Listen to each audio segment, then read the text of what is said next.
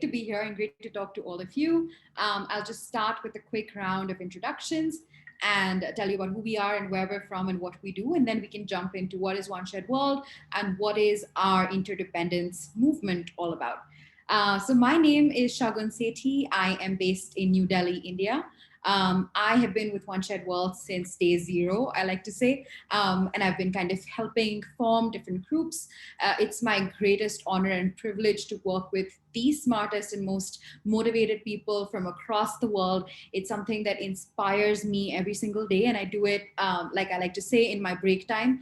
So Sandy and I are actually directors of global leadership at One Shared World, and we also do a lot of other things on different, as part of different groups that we're a part of. I specifically help lead our newsletter, and aside from that, I'm also working on a youth advocacy kit, which we'll be talking to you guys about in the next session that we have with all of you. But Sandy, over to you. Hi, everyone. Thank you all so much for having us. We're very, very excited to be here and really excited to connect with you all. As Shagun briefly mentioned, I've been involved with One Shared World in a variety of different capacities and different departments or teams, as we like to call. So it's been a great pleasure. I've been involved with the organization for the better part of a year now. And honestly, I couldn't imagine anything more fulfilling than the work that we do here. And a huge kudos goes to the most people I always contact and I'm in communication with nonstop, Lucy and Shagun. So very, very excited to be here and share with you all what we do at One Shared World and hopefully inspire you and empower you to be the best version of yourself. Lucia, could you also introduce yourself quickly? You're on mute. Sorry, I think I would know by now. Hi, everyone. I'm Lucia Ferreira. I've spent the last 15 years working with global nonprofit and social sector organizations. I joined OSW in the early days because I really truly believe that the greatest issues and the greatest also opportunities of our time can only truly be achieved through collective action that acknowledges the interdependent nature of our existence. And the best part of what I do within OSW is work with this amazing group of young leaders, which we call the GIC, and we'll go into a little bit more detail on that. But I think the key thing about OSW is that our youth leadership, our young leaders are at the very core of what we do. So our partnership with MUN Impact has been incredibly important to us and to one of our key projects, and I'm truly delighted to be here. So, a lot of you might be wondering, what is One Shared World, and what is this kind of movement of interdependence that we're talking about? So let me just give you a brief introduction about who we are, what we do, and how global we truly are in our everyday functioning. So One Shared World is really a new global social movement that aspires to address the most urgent challenges that we as a humanity face. What happened with the COVID-19 pandemic was that we were all reminded that we're all just one global community and we depend on each other for our lives and livelihoods. And all of our cultural, ethnic, socioeconomic, gender-based differences don't really matter when calamities like COVID-19 strike, right? And it is this interdependence that we have as a global community, as a global humanity, that transcends all of these quote unquote man-made boundaries under which we have to subscribe to and under which we live. And so as part of One Shared World, we're trying very hard and working together to meaningfully address the most common and greatest existential challenges that we as a humanity face. So these include issues like COVID-19 and the pandemic itself, but also things like climate change, things like access to water and hygiene and pandemic preparedness, which is one of our biggest campaigns that we have. How we started, it was basically this total failure of governments and international institutions to prepare for, prevent, and adequately respond to COVID-19, right? When the pandemic began, we saw that our international and national bodies were really not prepared to make sure that all of us were safe. and that all of us had access to the basic resources that we deserve as humans. And these failures don't only apply to this crisis. We believe that they have exposed a deeper structural problem, the mismatch between global challenges that we are facing and the way that we're actually organized to address them. These challenges include, like I said, deadly pathogens, climate change, ecosystem destruction, weapons of mass destruction, global underdevelopment, the lack of education, so on and so forth. And so with this virus, we at One-Shared.World really saw this as a unique moment in history, which showed us that we're all interdependent. And whether or not we wish to be, our safety really lies in everyone else and not just our own, right? Like, I know obviously all of us have heard about this, but it doesn't matter if, I am vaccinated. Till everyone on this planet is safe, none of us are safe. And so with that, and with that belief, our founder, Jamie Metzel, organized all of us under this umbrella called One-Shared.World, where we all realized that, we want to work together to help each other. And we want to realize that helping each other is not charity. We're not doing it because it's, the thing that we should do, but it is the best investments that we can make in helping ourselves. And so really, this is how we began. Our founder and chair, Jamie Metzel, was giving a talk at Singularity University. And rather than talking about COVID-19 and how the virus began, he decided to talk about how this virus is really a unique moment in history for us to change the way we see our futures.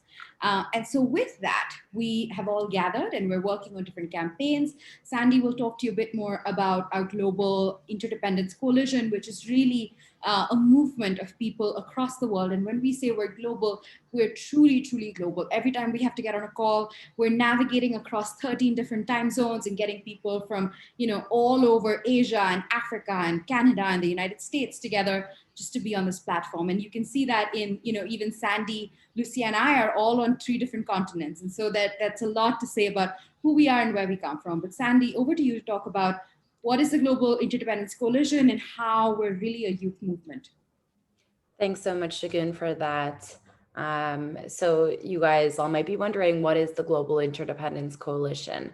And it essentially is a component within our organization that is really led and, guided by our young people. But the difference between that and some other organizations who do have youth components is that this isn't sort of an extension of One-Shared.World. It's not like a youth-based component of One-Shared.World. Youth really do lead so much of our efforts in our organization. Just, we have so many people, it's intergenerational, it's cross boundaries. And as Shagun mentioned, we have youth from all over the world. Some of you guys may know about the types of work that we do within the organization, and some of you may not know, but we really do believe in a flat organization, and we really try our best to empower our youth and young people to have a seat at the table, pull up a chair, be able to voice their concerns and voice their opinions, and be able to say that they have a say in the matter, a choice in what it is they want to do, and be able to feel heard. And that's exactly what we strive to do with the Global Interdependence Coalition. The Global Interdependence Coalition is a gathering of so many different people, leaders, world changers and shapers and innovators from all across the world. And we come together and gather together and working and striving to work for this goal of solving our most existential problems through the powers and principles of interdependence and working collectively. And that doesn't necessarily mean, it's a charity, but as Shagun mentioned, it is a best and the smartest investment in our future. We are not safe until everybody in the world, even the most vulnerable populations, are safe. And that's one thing that we really strive to keep and uphold at the Global Interdependence Coalition, or the GIC as we like to call it. Now, we're playing around with the name because we wanted to make sure that we chose a name that adequately reflected our values and our core principles as an organization, but not only that, our main principle of empowering young people. And so we have so many different opportunities for everybody to get involved in. We have different levels in which you can get involved in, and the varying degrees in which you can commit your time and energy and work. We have people working on the day-to-day operational stuff. And they're typically referred to as coordinators and interns. And we have people who are opening up chapters all over the world, not necessarily regional chapters or university chapters, but we also have topical chapters. For example, we have an LGBTQ chapter. We're currently working on having a universal basic income chapter. We want to make sure we unite people not only in their similarities, but also their differences. And that's one big principle that we value, the concept of working collectively together across the globe, despite our differences and despite our similarities, to address the one problem that could essentially affect us all. And we're very glad to be here and very glad to introduce to you all the Global Interdependence Coalition. And we're very excited that you guys are all here to learn about it and to learn how you can get involved with One Shared World through your own organization, through MUN even, or through, as a person who wants to just get involved and learn more about us.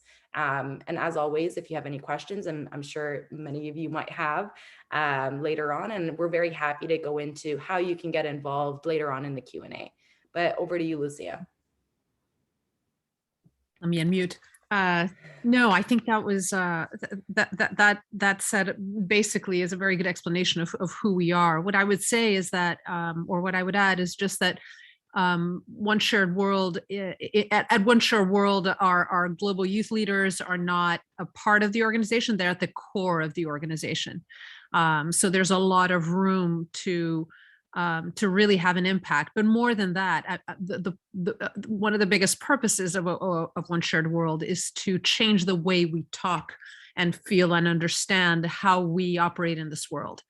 And so for us, it's all about the next generation of leaders coming up and helping them to find their voice around their needs on a local basis, with an understanding that those issues also occur elsewhere and that there is power in having that knowledge and in working collectively.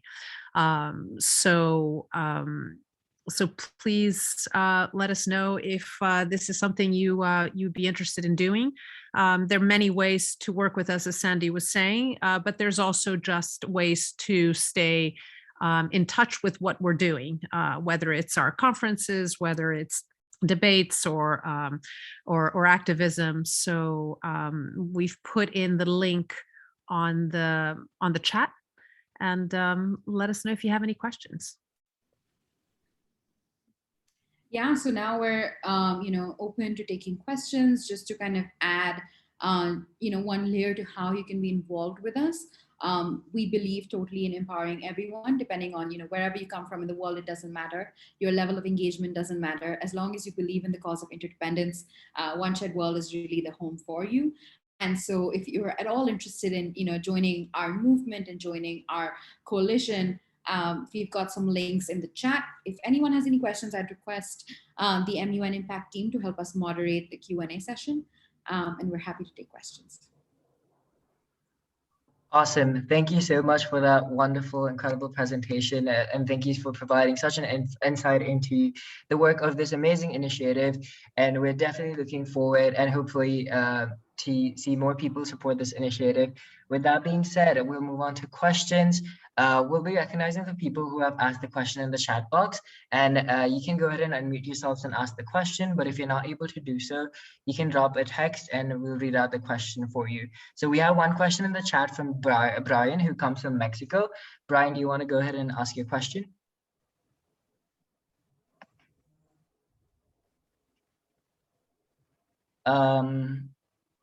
Brian?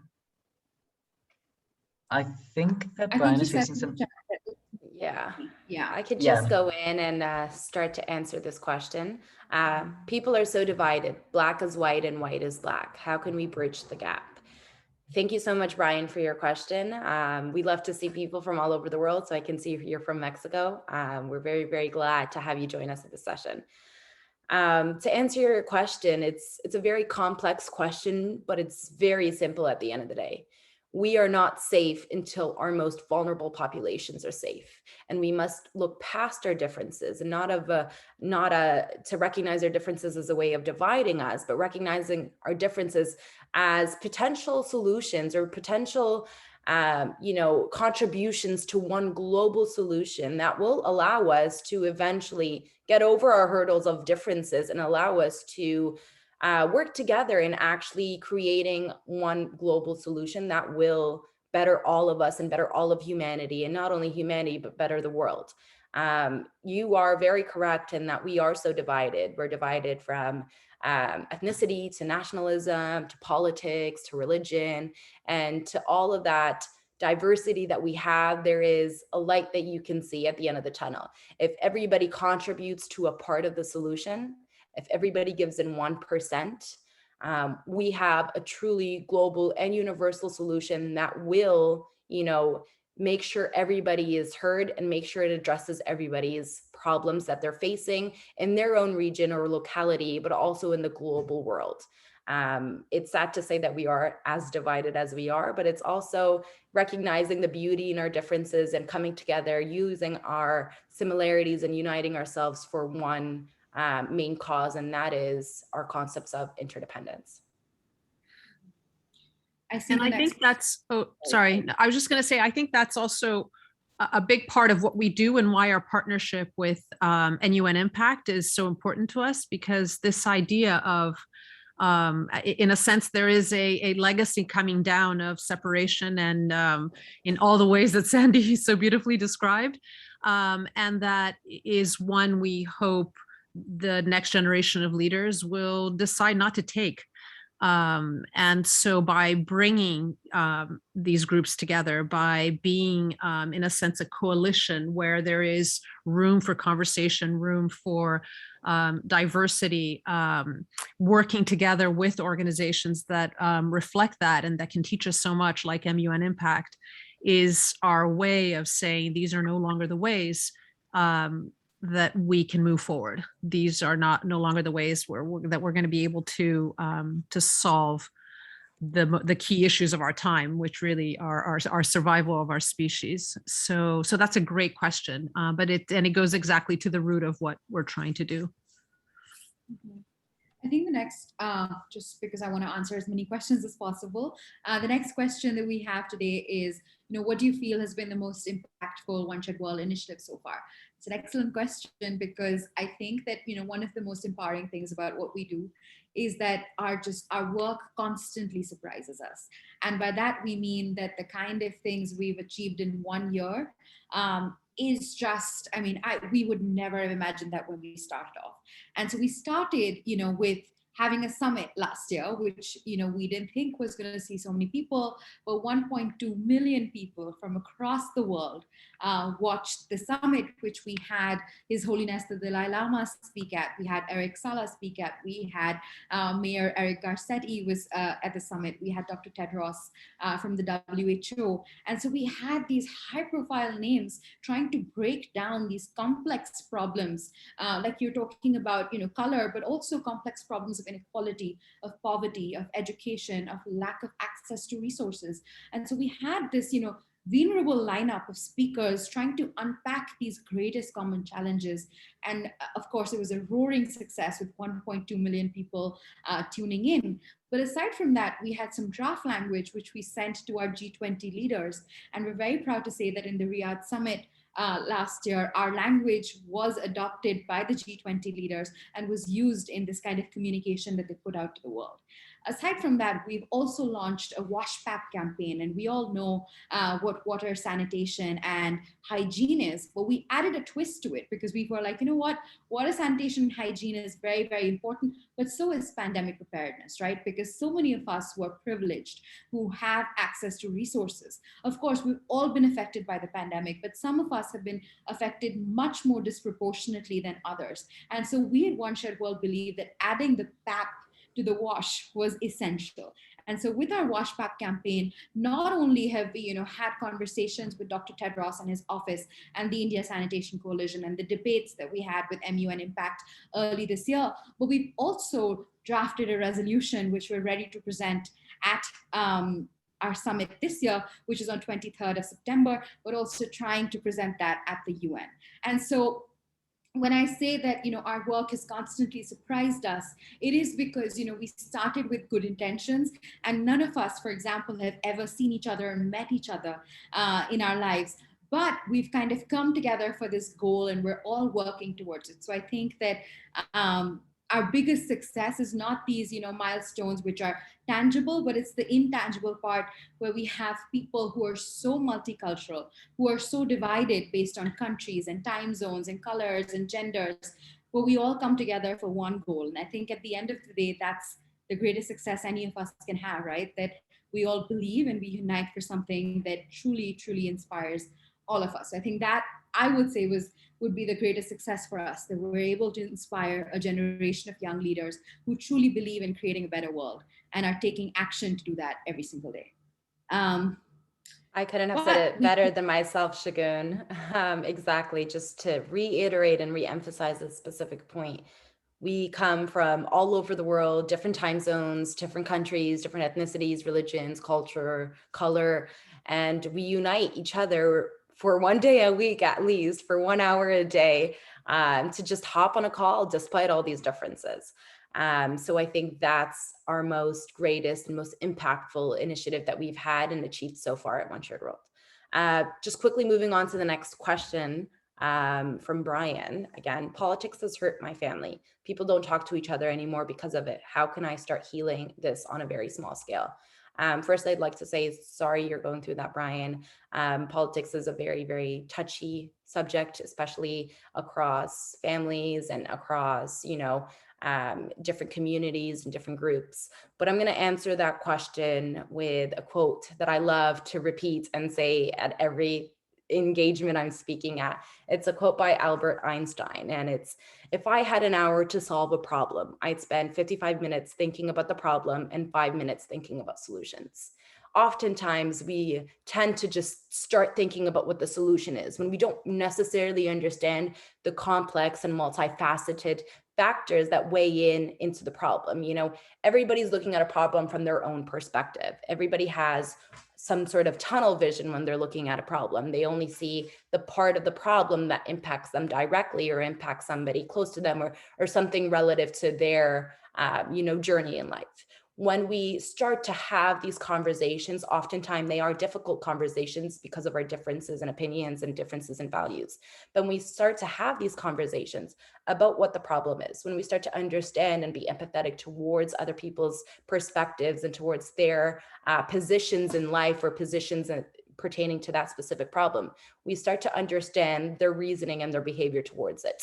The more information we have and the more diverse that this information is, we then have all the necessary steps to find a solution.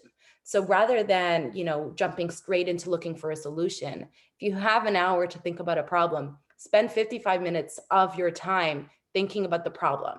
And then I promise you, at the end of it, when you start to weigh all the pros and cons, when you start to consider all the differences and the factors that weigh into this problem, I promise you, you will have, if not a solution, you will be on your way to finding a great enough and an efficient solution to that problem, and a solution in which you won't necessarily have to change, but a solution in which, will be broad enough that will really alleviate some of the challenges that everybody else is facing pertaining to that specific problem. And I think that, again, like Sandy couldn't have said it better, but I think that, now that we're coming to the end of the hour, the only couple of things that I would like to mention, just because I would like to leave you all on a note where, talking about how you can join our movement.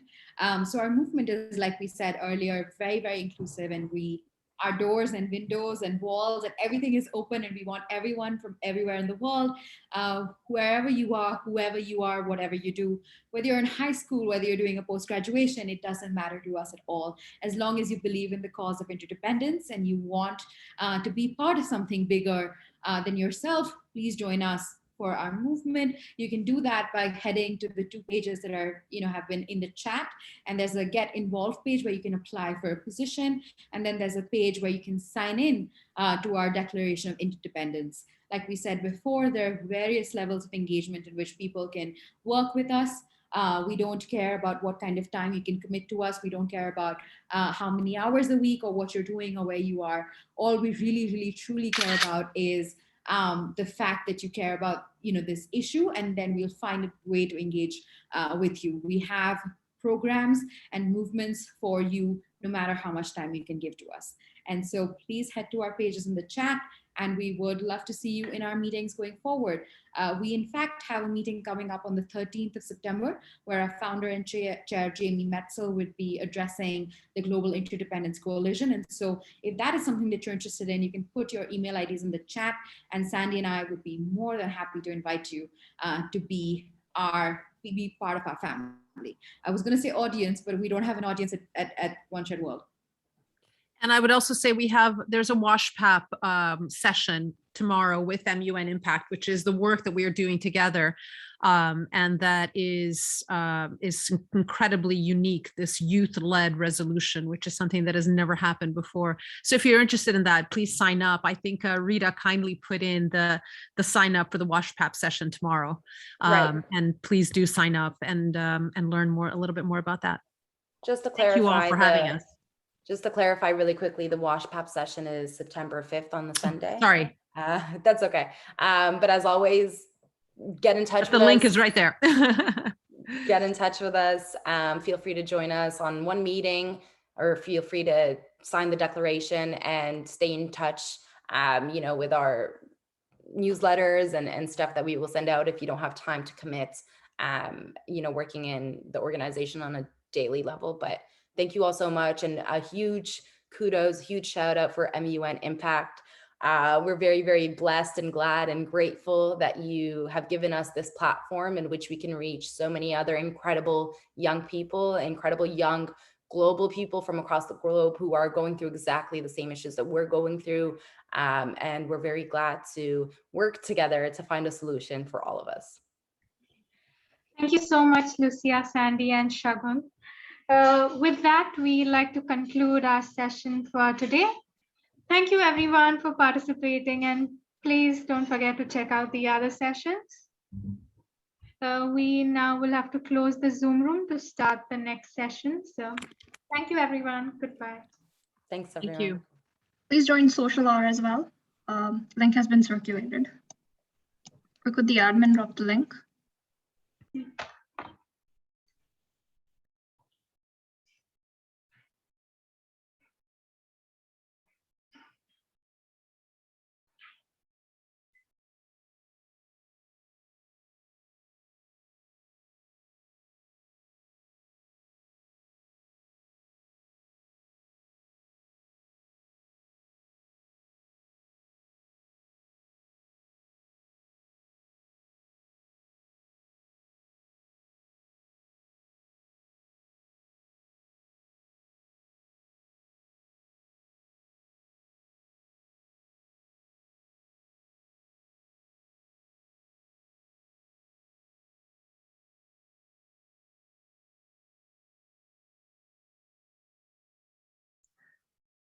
Okay, I'll be closing the room.